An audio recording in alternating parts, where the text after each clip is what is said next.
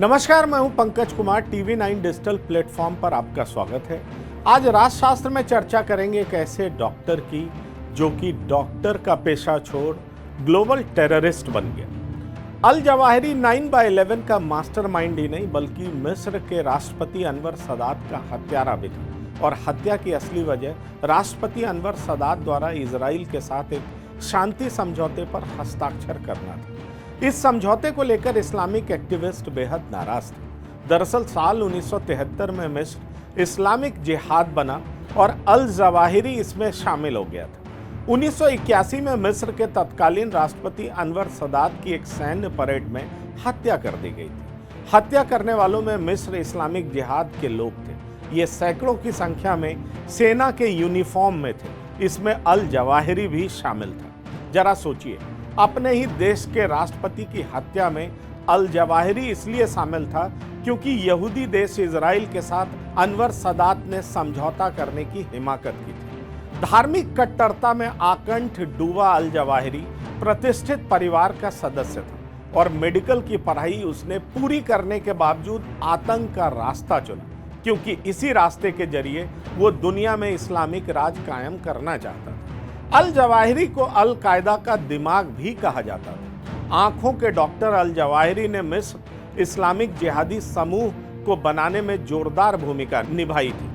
2011 में Osama bin Laden के America द्वारा मारे जाने के बाद अल कायदा का कमान अल जवाहिरी ने अपने गिरफ्त में कर लिया था। Al Zawahiri Osama bin Laden का डिप्टी था और 11 सितंबर 2001 को दुनिया में दहशत फैलाने का काम अमेरिका में करने वालों में अल जवाहिरी का ही दिमाग था, ऐसा अमेरिकी खुफिया एजेंसी पूर्णतया मानती है। यही वजह है कि अल जवाहिरी को अमेरिका ने 2001 में 22 मोस्ट वांटेड आतंकवादियों की सूची में रखा। अमेरिका ने अल जवाहिरी पर $2.5 करोड़ का इनाम भी रखा हुआ था। अल कायदा संगठन के जरिए अल जवाहिरी दुनिया भर के मुसलमानों में कट्टरता और अतिवाद भरने की कोशिश करने में जुटा था। पिछले हफ्ते काबुल में जवाहिरी के ठिकाने पर हमला अमेरिका द्वारा पहली कोशिश नहीं थी, बल्कि साल 2006 में भी अमेरिका ने अफगानिस्तान से लगी पाकिस्तान की सीमा पर मिसाइल से हमला किया। इस हमले में अल कायदा के 4 सदस्य मारे गए थे, लेकिन अल जवाहिरी बच निकला था। अमेरिका द्वारा किए गए हमले में बाल बाल बचने के 2 हफ्ते बाद अल जवाहिरी ने एक वीडियो के मार्फत तत्कालीन अमेरिकी राष्ट्रपति जॉर्ज डब्ल्यू बुश को धमकी देते हुए कहा था कि दुनिया की सारी शक्तियां उनके पास नहीं हैं। कहा जाता है कि साल 1997 में अल जवाहिरी अफगानिस्तान के जलालाबाद शहर चला गया था, जहां ओसामा बिन लादेन का ठिकाना था, और दोनों इकट्ठे वहां से अल कायदा के ऑपरेशन को बखूबी अंजाम दे रहे थे। अल जवाहिरी का जन्म मिस्र की राजधानी काहिरा में 19 जून 1951 को एक मध्यम वर्गीय परिवार में हुआ। अल जवाहिरी के दादा राबिया अल जवाहिरी मध्य पूर्व में सुन्नी इस्लामिक अध्ययन केंद्र अल अजहर के ग्रैंड इमाम थे और चाचा अरब लीग के पहले महासचिव थे। जवाहिरी के परिवार में डॉक्टर और स्कॉलर थे, लेकिन स्कूल के दिनों से ही जवाहिरी इस्लाम की सियासत में शामिल हो चुका था। 15 साल की उम्र में गैर कानूनी मुस्लिम ब्रदरहुड के सदस्य होने के चलते जवाहिरी को जेल भी जाना पड़ा। दरअसल मुस्लिम ब्रदरहुड मिस्र का पुराना और बड़ा इस्लामिक संगठन। अल जवाहिरी की राजनीतिक गतिविधियां काहिरा यूनिवर्सिटी में मेडिकल की पढ़ाई के साथ साथ चलती रही। साल 1974 में मेडिसिन में ग्रेजुएट करने वाले जवाहिरी 4 साल बाद सर्जरी में पोस्ट ग्रेजुएट करने में भी कामयाब हुआ था। लेकिन जवाहिरी इस्लामिक संगठन में बेहद सक्रिय हो चुका था।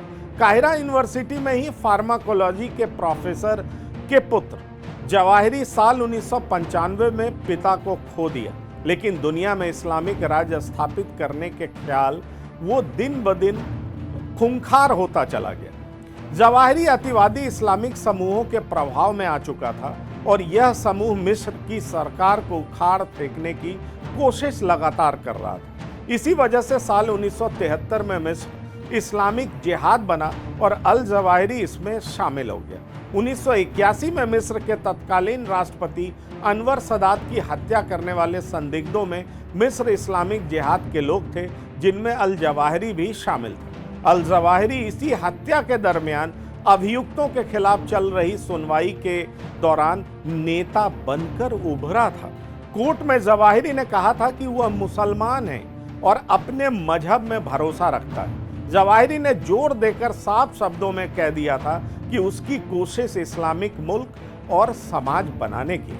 अनवर सदात की हत्या के मामले में जवाहिरी बच निकला था, लेकिन अवैध हथियार रखने के मामले में उसे दोषी ठहराया गया और 3 साल की सजा मुकर्रर की गई थी। कहा जाता है कि जेल की प्रताड़ना के बाद जवाहिरी इस्लामिक अतिवादी हो गया था। 1985 में जेल से रिहा होने के बाद अल जवाहिरी सऊदी अरब चला गया। सऊदी अरब के बाद वह पाकिस्तान के पेशावर शहर गया, फिर पड़ोसी मुल्क अफगानिस्तान भी पहुंचा। 1992 में जवाहिरी ने मिस्र इस्लामिक जिहाद की कमान अपने हाथों में ले ली।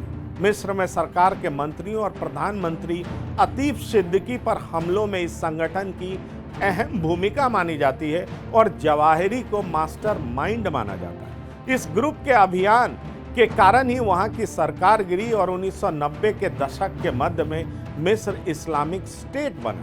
इस अभियान में मिस्र को 1200 से ज्यादा लोगों को खोना पड़ा, यानी उनकी मौत हो गई। 1997 में अमेरिकी विदेश मंत्रालय ने अल जवाहिरी को मिस्र के लक्सर शहर में विदेशी पर्यटकों पर हमले के लिए जिम्मेदार बताया और निशाने पर पश्चिम के लोग थे। जवाहिरी के बारे में माना जाता है कि वह 1990 के दशक में दुनिया के कई देशों में गया और फंडिंग जुटाने की कोशिश की।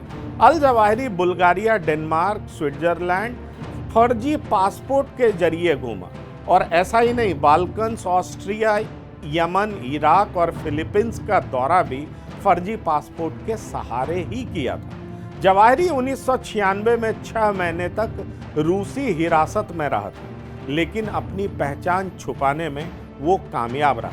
माना जाता है कि 1997 में अल जवाहिरी अफगानिस्तान के जलालाबाद शहर चला गया, वहीं ओसामा बिन लादेन का ठिकाना था।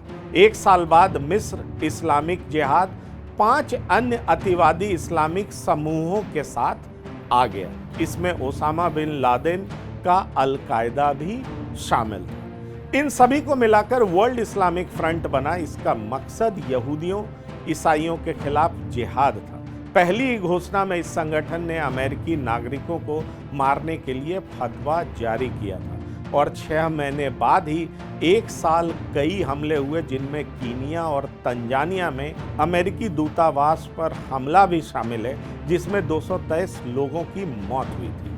हमले के 2 हफ्ते बाद अमेरिका ने अफगानिस्तान में इस ग्रुप के ट्रेनिंग सेंटर को तबाह कर दिया था। इसके अगले ही दिन जवाहिरी ने पाकिस्तान पत्रकार को फोन कर कहा था कि आप अमेरिका को बता दीजिए कि उनकी बमबारी, धमकी और आक्रामकता से वो और उनका जो ग्रुप है वो डरेगा नहीं, क्योंकि अभी तो जंग शुरू हुई। तो ये थी अल जवाहिरी की पूरी कहानी, जो पेशे से डॉक्टर था लेकिन आतंक का पर्याय बन चुका था। अब सवाल ये उठता है कि अल जवाहिरी की मौत के बाद अल-कायदा क्या खत्म हो जाएगा या नया लीडरशिप पैदा होगा? फिलहाल राजशास्त्र में इतना ही। आप बने रहिए TV9 डिजिटल के साथ। धन्यवाद, नमस्कार।